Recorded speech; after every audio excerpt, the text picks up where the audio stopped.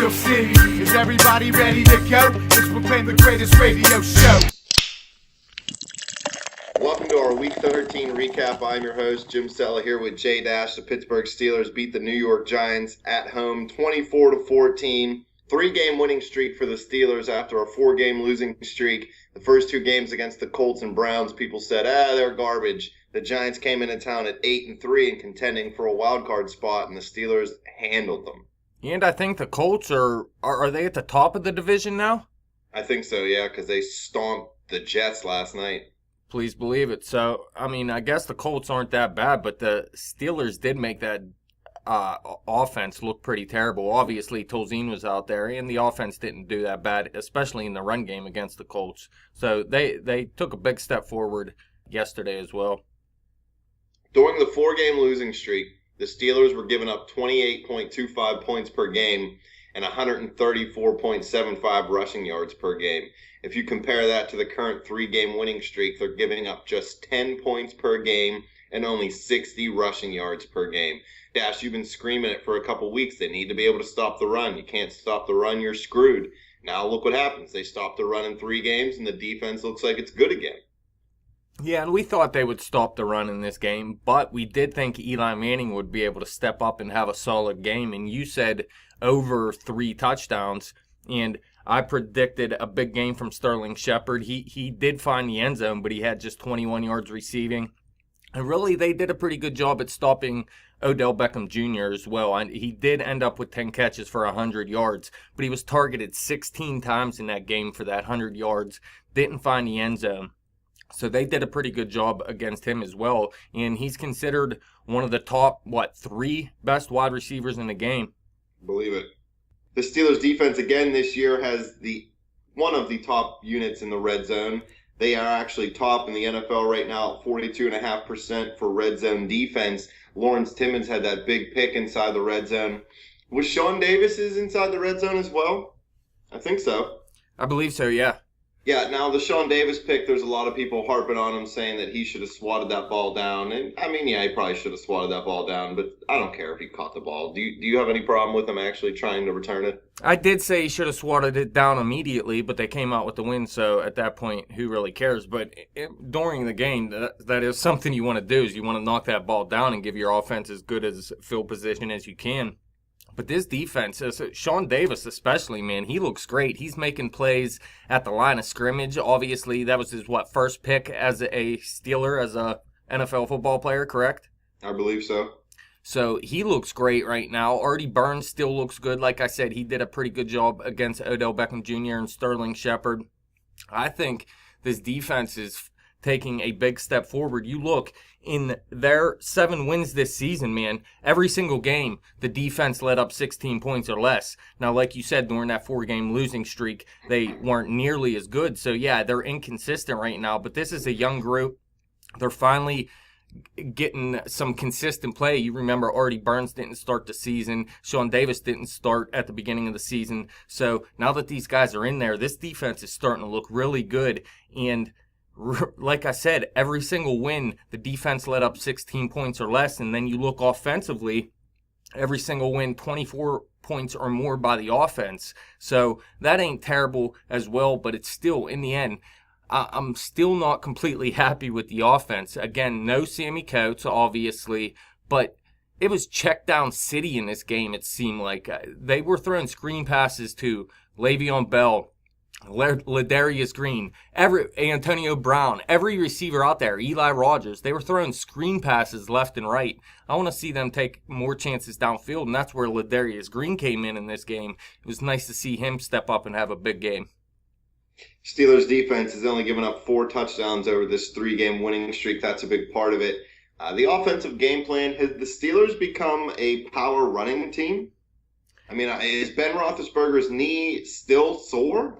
This isn't this high-powered, high-octane, no-huddle offense that we're used to the last few years with Roethlisberger and Haley here. It seems like they're trying to slow things down a little bit and try to actually grind games out. And Le'Veon Bell, 29 carries again this week for 118 yards. I mean, this guy's getting the ball a lot.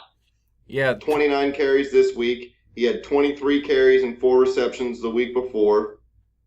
Let's see, what did he have the week before that? You tell me. 28 carries and 8 receptions. So, I mean, this guy's touching the ball 30-plus times in the last 3 games. He's the feature guy in this offense. Antonio Brown's getting his catches, and he's still playing well. But I think Le'Veon Bell, to this point, is the MVP of the Steelers offense. Yeah, he's been a beast this season. Now, it's not like Big Ben didn't throw that many passes in this game. He still had 36 pass attempts, so it wasn't like the previous few games where Le'Veon was just getting a ton of carries, a ton of touches, and Ben was throwing 20, 25 times in the game. He did have 36 attempts, but again, most of it, outside of what was going downfield, the Ladarius Green and the one touchdown to Antonio Brown, everything else was just short passes. So I don't know if Ben is 100% healthy, because that's a way to keep the defense off of him, is get rid of the ball quick. Are you upset with Le'Veon Bell's fumble? People were saying, oh, he only had, one fumble in his first, 2 years, something like that. And now he's fumbled the ball a few times over the last, 10 games or something. Everybody's making a huge deal out of it. Sunday's fumble didn't bother me too much, considering you won the Giants defense. Yeah, we won the game. And the Giants defense just did a really good job of keeping Le'Veon up. I mean, they gang tackled him. They had guys holding him up and guys punching at the football. And they're not a bad defense. So for them to force that fumble really isn't a huge deal to me. No, I really don't care. If they'd have lost the game because of it, I might have cared. But really, who was it that fumbled in the playoffs the last season? Buttery croissant. I didn't even blame him, so probably not. I really don't care. I trust Le'Veon Bell more than pretty much anybody else on his team.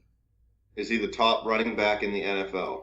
Oh, yeah, definitely, man. You hear him compare him to Barry Sanders all the time now. I think I heard it for the second time in game this season, this past week. And anybody compared to Barry Sanders means you're at least a top 3 running back. And I really don't see anybody too close to him outside of Ezekiel Elliott. But I give Le'Veon Bell the nod there just because of his experience at this point. Were you surprised how well the Steelers defense handled the Giants offense? Yeah, well, before the game, I said I think this will be a game where we come out saying the defense didn't play that great, but they looked excellent. They had the safety. James Harrison forced that offense into a safety in this game, obviously early to make it 2-0. And Lawrence Timmons had a pick and took a 58 yards to set the offense up in great field position. Sean Davis had a pick. Obviously, it wasn't that important because of he could have just knocked it down like you were saying before. But this team is making plays. Like I said, Sean Davis is up near the line of scrimmage making plays. Artie Burns is making plays in the secondary. Lawrence Timmons was a guy that a lot of radio hosts were down on there for a while during their losing streak. We never were really down on Lawrence Timmons on this show or anything, but really over the last 3 games, he's proven all those analysts wrong, really. He's been on a roll. Mike Mitchell, you could say what you want about him, man, but he hits hard, and that's something this defense needs. And now you look at these safety, these are some hard-hitting safeties we have out there. I kept hearing the announcers saying that this Giants offense has been struggling all year. Were they trying to take things away from the Pittsburgh Steelers defense, or are they just morons? Well, I mean, Eli Manning's a guy that always has those bad games out of nowhere, it seems like. A lot of people thought the Giants would do a lot better in this game, but really they haven't been good in the run game all season. I can see that point of it, but Eli Manning's been balling, and he didn't have nearly the type of game that he's been showing so far this season.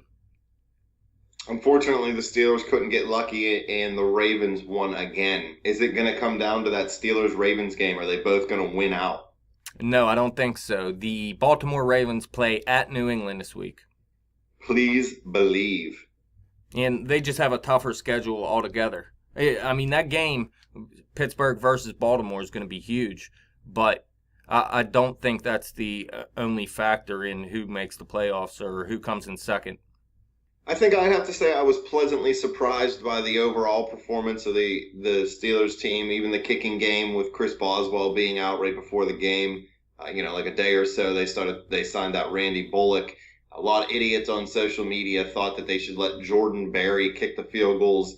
If you really are so stupid that you believe punting and field goal kicking is so close that one can just do the other, then you really aren't a football fan. I'm not saying a kicker can't punt a football, and I'm not saying a punter can't kick a field goal, but that doesn't mean they can do it in the clutch in a game, in a pressure situation with 300-pound dudes trying to maul them and block the football. You don't just have your punter kick field goals. So it was nice to see Bullock come in, go 3 for 3 on field goals, and get that extra point.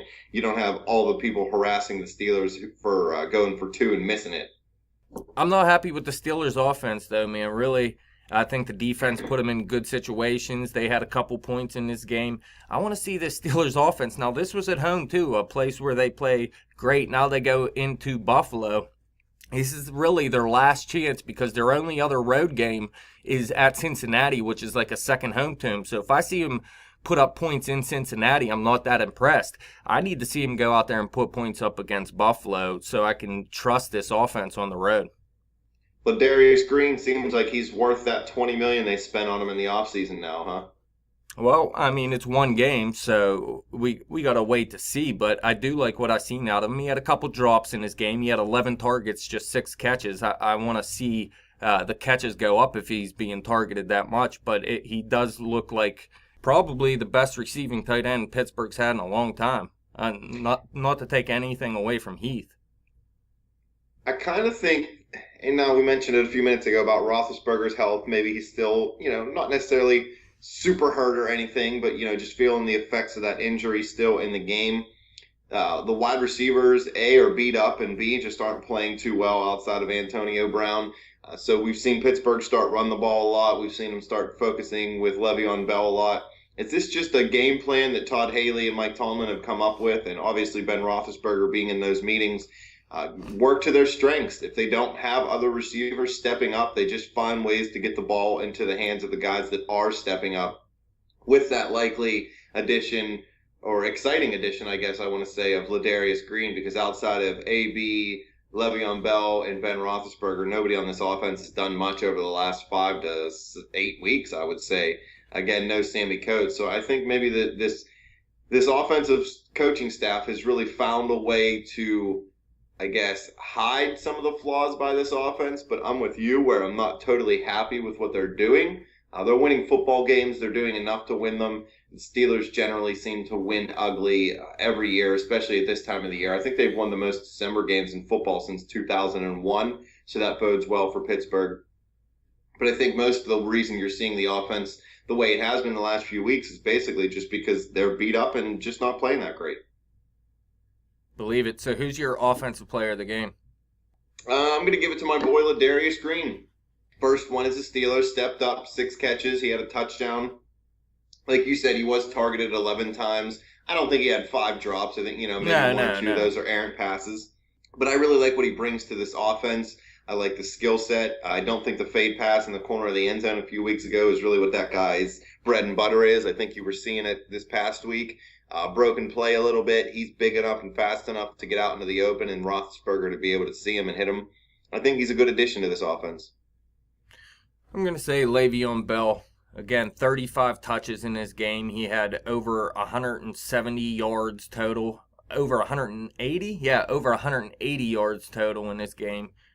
Really, this offense doesn't look like I wanted it to look like this season, but with Le'Veon Bell, they're still out there scoring 24 points in all these wins. Overall, still a good victory by Pittsburgh. They finally beat a good team. I know the Giants have some holes, but all teams do, especially at this point in the year with injuries. Jason Pierre-Paul, hope to see that guy get well, even though he's a New York Giant. It's a good story for him to be able to come back and play as dominant as he has this year with basically only a few fingers on one hand, but he has a sports hernia, and that could really be bad for any football player at any position. So good luck to that guy to come back. The Steelers got out of the game relatively injury-free, so that's good to see. Defensive player of the game, anything? I don't know. I just maybe James Harrison, I guess. I think the whole defense played really good as a whole. I could give it to Lawrence Timmons, but I keep giving it to Lawrence Timmons, so I want to try to spread it around a little bit. Sean Davis was deserving, but I think just overall as a unit, this defense played great.